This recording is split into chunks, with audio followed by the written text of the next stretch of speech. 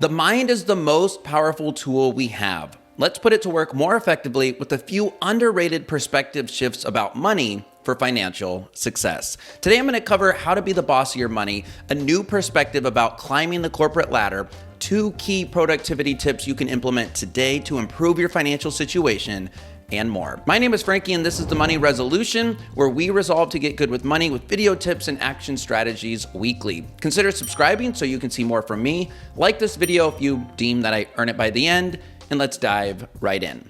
Francis Bacon once said, "Money is a good servant, but a bad master." This is full of wisdom. First, in simple terms, make your money work for you, not the other way around. When you control your money, it follows your orders. It goes to work. It earns money even when you're not on the clock doing so. You're the boss of it, so tell it what to do. Further, you cannot make earning and keeping your money your number one goal. This is when you become willing to do anything for it. It's why some turn to crime or even gambling. They're a slave to money. Money is also your master if you think the only way to earn money is to trade your time for it. You're exchanging your most valuable resources, time, to earn it. The rich know this and they put their money to work instead. The poor stay trapped in this vicious cycle of earning to spend and sometimes spending more than they earn on things and stuff. Debt is another way that money controls you. You owe others or the bank. You're not in a position where you get to keep what you earn, let alone invest it so that it can go to work and again, earn more money. Aim to earn interest, not pay it.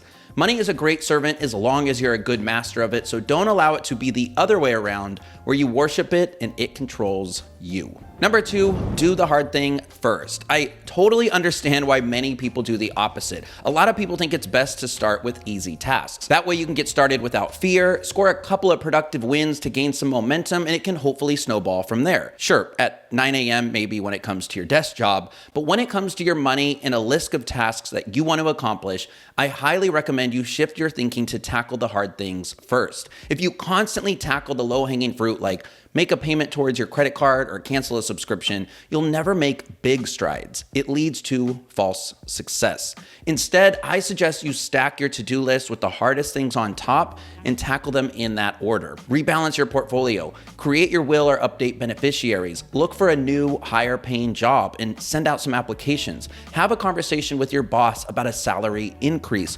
consolidate older 401ks, set up a meeting with the financial planner. You get the idea. You know what you need to do to move the needle financially, so do it. The principle of priority states A, you must know the difference between what is urgent and what is important, and B, you must do what's important first. Number 3, you want a river, not a pot of gold.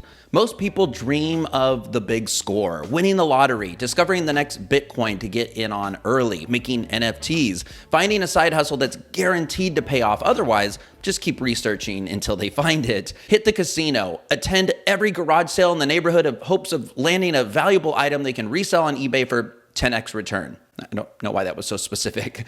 I've got news. Get rich fast doesn't work. Ever. At least for 99.99% of people. What makes you think you'll be any different?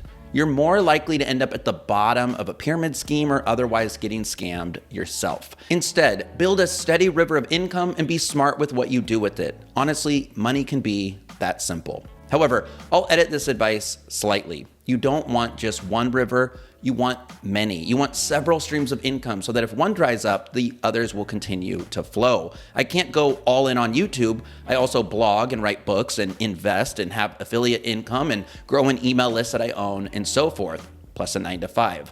Tech and platforms can disappear or become obsolete. Robots can and do replace jobs often. So try and try again. Take many shots on goal. Have several lines in the water at all times to catch more fish. Never ever rely on only one source of income. Number 4, establish an instigation habit. Back to productivity with this one. This concept came from a study about exercise, actually. It found that developing a habit starts with a routine. If you make exercise a habit, it's hard to break. It's easier to do this by incorporating cues to make working out or going to the gym automatic. That might be packing your gym bag the night before or leaving a water bottle where you'll see it in the morning. For me, the simple act of changing into gym clothes gets my mind set on it. You can apply this concept to working on your finances. In fact, I do this. I leave my laptop on the dining room table before bed, so I'll see it on my way into the kitchen in the morning. I make my coffee and I sit down with my computer for about an hour and a half each day before work. I spend that time working on these videos and working on my finances at least 5 days a week, sometimes 7 if I'm being honest.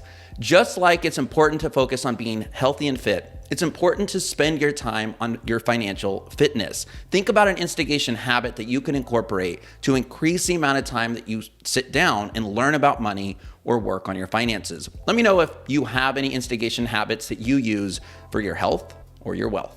Number 5, it's okay to not want your boss's job. I think there's tremendous pressure to climb the corporate ladder, but to be quite honest, I feel emotionally and financially satisfied where I am on the ladder. Everybody seems to want more and more, a better title, more money, more responsibility, because that's how you get respect, right? Do you know what gains respect? Working hard, knowing your strengths and weaknesses, getting extremely good at what you do, and knowing how it fits in with the bigger mission of a company. Training others, sharing knowledge, and being a good coworker and a leader by example. Developing skill sets, having passions and or side hustles outside of work. Speaking of, having work-life balance, which is critically important. Eventually, you might hit a spot in your career where you realize that you don't want your boss's job, and that's okay. I think it's a good thing. Your boss's job probably comes with managing a handful of people, more meetings, more stress, and less balance. Being happy doing what you do is underrated, but should be celebrated and appreciated. You don't always need the next thing and more and more. I just wanted to put this out there for some of you to reflect on. Do you really want your boss's job, or do you just feel the pressure to always be climbing the corporate ladder? Food for thought.